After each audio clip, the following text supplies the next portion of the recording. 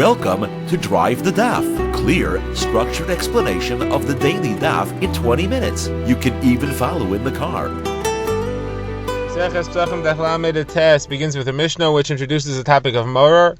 We'll be discussing what types of vegetables you can use for the maror, what state the vegetables need to be in to use them for maror. The Gemara will bring a number of brises that add other species that can be used. The Gemara will ask why these types of species, what's special about them. The Gemara will say, how do you know that it's a vegetable altogether? And the Gemara will then take a slight detour to go into the halachos of kelayim, planting these vegetables together.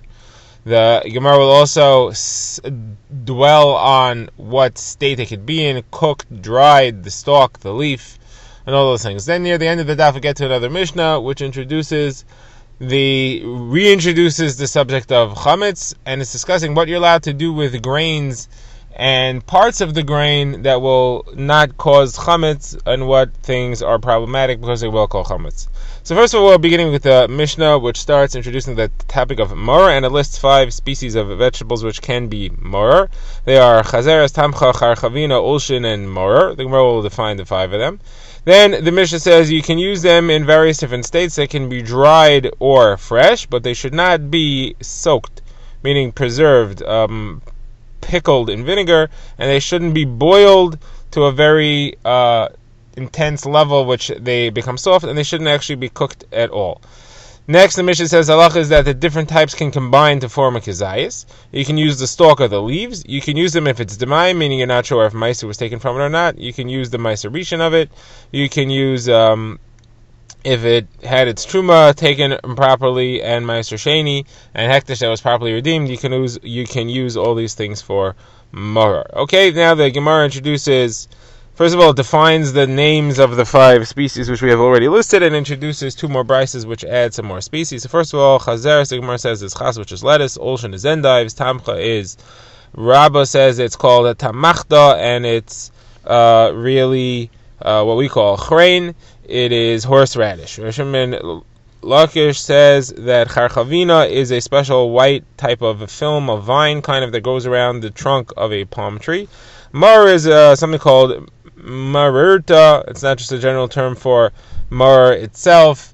It is this vegetable which might be wormwood. Now we have another brisa brought by Bar Kapara. He says these are the list. So he has ulshin again on the list, the tamcha. He adds charchalin, which we didn't have before. Rashi says he doesn't know what that is. He has charchavinin, like we had before as well. And he has chazirin. And he says Rav Yehuda adds you could also have ulshin of the field and ulshin of a garden, and ulshin, and you could also have chazeres. So the Gemara says, hold on a second. Ulshin of the garden and chazeres were listed in the first part of the Mishnah. What's Rav Yehuda adding? The Gemara says, no, what he means to say is you could also have wild ulshin, which is ulshin of the field. Remember, ulshin is the endives. You can have wild ulshin, which is just as good as garden-grown ulshin, and chazeres, which is lettuce. Okay, now the Gemara adds that Rabbi Meir, he has also asvas, tura, and something called mar yeruar. The Gemara says Rav Yasi said to him, asvas and tura are the same thing, and mar yeruar are 2 names for the same thing. It's not one thing that's called a combined name of mar yeruar. Now the Gemara brings another brayso on the subject. This is brought by Dibei Shmuel. He again lists ulshin. He has chazeres, ulshin, tamcha, charchavinin, but he adds now charginin, which is oregano, hardufnin, which is another type of plant, possibly similar to wormwood. And Rav Yehuda also adds you can use different types of lettuce. You can use chazeres yulin and chazeres galin. Now the Gemara says that Rabbi Eloi, said name of Rabbi Eloi, you could also use arkavlim, another type of wormwood, perhaps. And he says, and I asked all the Talmidim of Rabbi Elazar, did you hear him say that you could also use arkavlim? And nobody agreed with me. They hadn't heard that. Till I came to Rabbi Elazar ben Yaakov, and he said, yes, I also heard that you're allowed to use arkavlim. Now the Gemara has general ways of defining or identifying vegetables which you can use for maror. Rabbi Yehuda says anything which has a sap. That means when you cut it, the vegetable, it leaks out a kind of whitish liquid. That counts. Rabbi Yochanan ben Breika says anything which is a pale green color as opposed to a bold green color can be used. Now the Gemara has a few more statements which agree with this.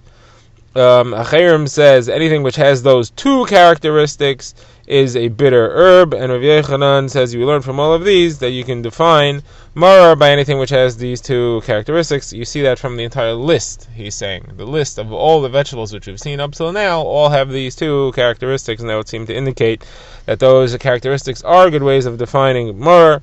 Says Rav Huna, the halach is like a chayrim. You got anything which has those two characteristics can be considered to be maror.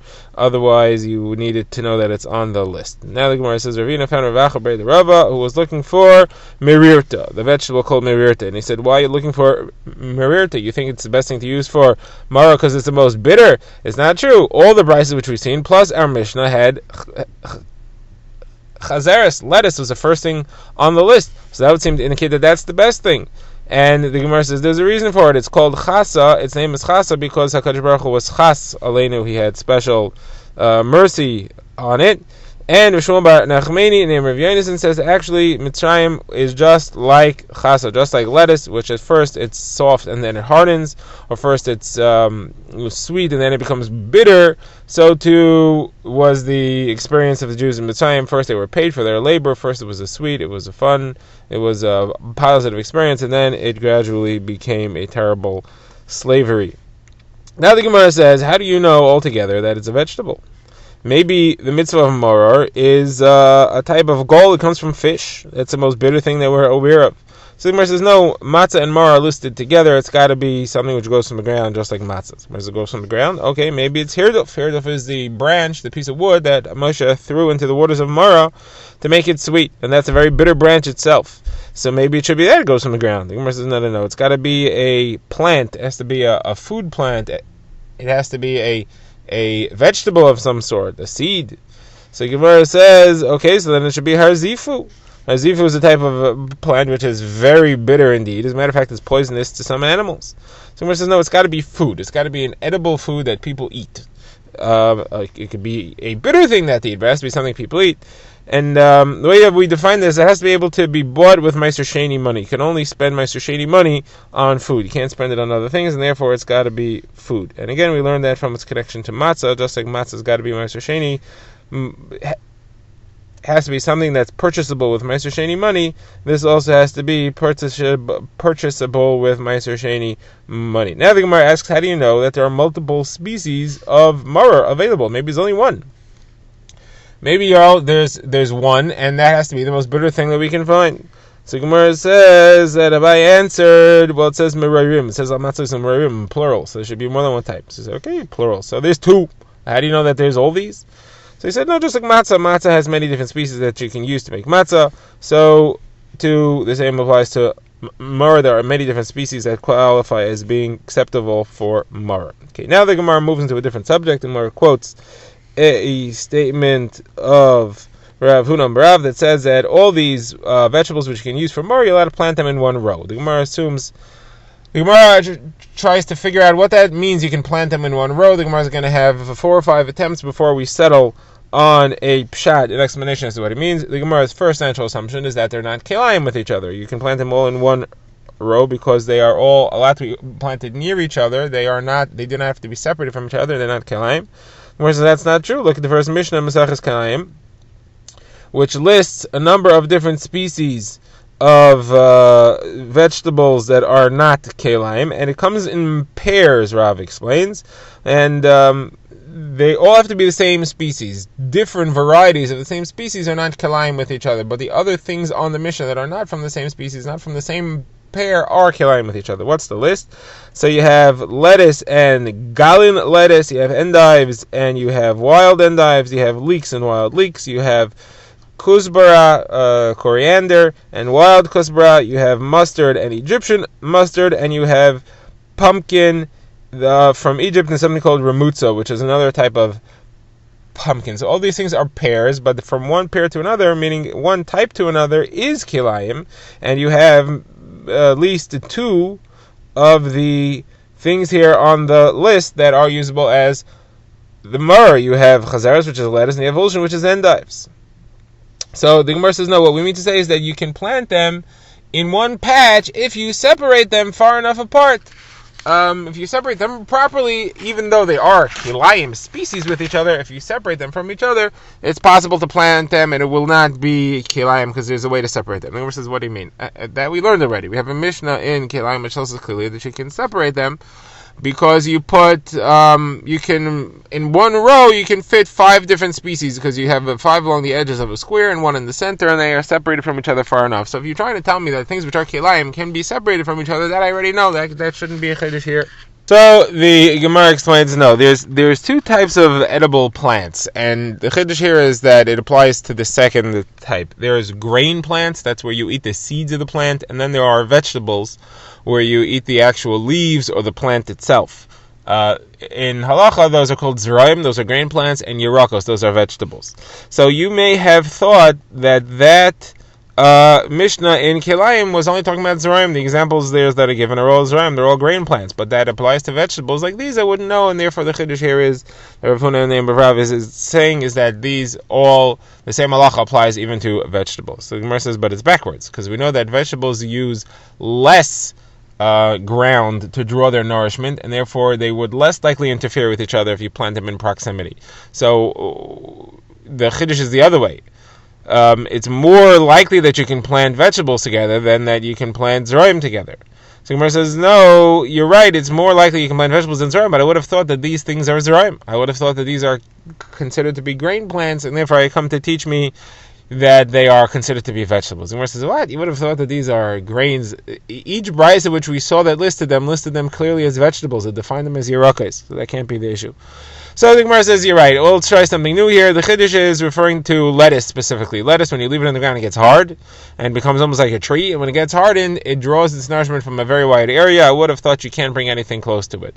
Just like we see halacha of cabbage. When cabbage is left in the ground for a long time, it becomes hardened and it draws from a quarter of a kav space of land, and I would have thought the same thing applies to lettuce, and that therefore the chiddush is that does not apply to lettuce. Okay, now we move on to the next part of the Mishnah, where we had seen the halacha that you're allowed to use more plants whether they are fresh or dry. The Gemara says that's only the stalks that are okay fresh or dry, but the leaves, once they become dried out, are not mar anymore in the uses. The Gemara says, but what do you mean? Look at the Mishnah. The Mishnah says you could use it whether it's fresh or dry, and then it adds you could also use the stalks. That means before we said stalks, we were talking about the leaves, and we said fresh or dry. So obviously you could use even the leaves fresh or dry. The Gemara says, no, when the Mishnah brings in the stalks, it's explaining what it said before. That which I said before, that it can be fresh or dry, is going about stalks, but the leaves you wouldn't be able to. Nothing more is a kasha on this. It's another brisa which quotes a machlokes between the Chachamim and Rabbi Meir. A kasha is from Rabbi Meir. Rabbi Meir says you can use the stalks or the leaves, fresh or dry. Now that is obviously concurring with our Mishnah, as we shall see. The Chachamim later in the brisa do not agree with that. So our Mishnah is Rabbi Meir, and he says stalks or leaves, fresh or dry. So the Gemara says, well, you could fit it in, so you could interpret when you say fresh or dry, we're going on the stalks. We're not going on the leaves. Okay, now, the Chachamim disagreed somewhat. They said that it can't be dried completely. They said, but it could be a little bit dried. It could be withered. It could be kamushin. But they also add that it cannot be cooked or overcooked or boiled or any of these things. The rule is that as long as it still has the taste of maror, it's okay. And once it's been processed or decayed to the point where the taste of maror is not so strong anymore, then you cannot use it. The Gemara quotes another brisa on the subject of dried, talking about where it's partially dried. It's kamushin. The Gemara says that the Chachamim said that you could use them, and Rav Elazar bar Tzadok said you cannot use them. Good. Next is Meiser Sheni. Are you allowed to use maror, which is Meiser Sheni? So the Gemara says, well, we had a machlokes earlier about whether or not you're allowed to use Meiser Sheni for matzah. Rabbi Akiva said yes, and Rabbi Yossi said no. So according to Rabbi Akiva, you're allowed to use matzah, which is Meiser Sheni, even though Meiser Sheni on wheat, on flours, on grains is doiraisa. So certainly maror, in which Meiser Sheni is only a chiyuv d'Rabbanan, you would be allowed to use. The fact you have Meiser Sheni is not going to be a problem. According to Rabbi Yossi, we have a question. He says you can't use matzah, which has another mitzvah of Meiser Sheni. That's only Meiser Sheni d'Oraisa, but maror you could use because it's only Meiser Sheni d'Rabbanan. So Gemara says, Rava says it's logical to say that matzah and mar have the same rules. They're always linked together, and the same thing should apply. And therefore, basically, you should say that just like you can't use matzah meiser sheni, you also can't use mar, which is meiser sheni. This ends our discussion of mar. The Gemara now talks about what you can do with grains or parts of grains, which will make them chametz or not make them chametz. So first of all, we are discussing bran, which is the husks of the grain. And the Gemara says bran could also be chametz. Not clear in the Rishonim whether that's because it itself ferments, or that it may have parts of the grain, the kernel on it that'll ferment. But either way, bran is a problem as far as chametz is concerned, and you cannot soak it in order to be able to feed it to your chicken, but you are allowed to scald it. You're allowed to stick it in boiling water briefly. A woman who wants to use it as a cleaning agent should not soak it in order to take it to the bath, but she could rub it on herself when it is dry, even if she herself is wet. A person shouldn't chew it up in order to use it as a salve for a wound, because chewing it up makes it wet with saliva, and that can also make chametz. Now the Gemara begins with a brisa. So the Gemara says there's a few things which cannot become chametz even if they get wet. That is something which is baked, something which is cooked, or something which is scalded, boiled in hot water. The Gemara says, what do you mean if it's cooked it can't become chametz? The cooking made it chametz. The Gemara says, no, it's referring to something which you baked. The cooking, even if you cook it after you bake it, we're saying that cannot become chametz. So something which you baked doesn't become chametz even if you cook it. That's the point. So Gemara now says another interesting halacha. If you have flour and there's water dripping into the flour, and it's dripping a constant steady drip, it doesn't become chametz. The drops of water knocking into it prevents it from becoming chametz, and Rav Papa says you got to be careful that it keeps dripping, drop without any stoppage, because once it stops, then it becomes chametz right there. Now the Gemara says there's a type of food called vatika. You're allowed to eat that on Pesach. It's not chametz. The Gemara says, what it means? The Brisa says vatika is chametz. The Gemara says, well, it depends how you make your vatika. Vatika is made with a liquid together with flour and salt, so it depends which liquid you're using. If it's oil and salt, it doesn't become chametz, but if it's water and salt, it does become chametz. Now the Gemara says you shouldn't put oven-dried grain flour into a soup in order to thicken it, even though it's baked in the oven. But there's still possible concern that it would not have been baked properly, and therefore it could still become. Drive the Daf is a project of the Grand Woodlands Shul and is presented by Rabbi Yitzchak Landa. Find us on YouTube or subscribe to daily emails by emailing drivethedaf@gmail.com.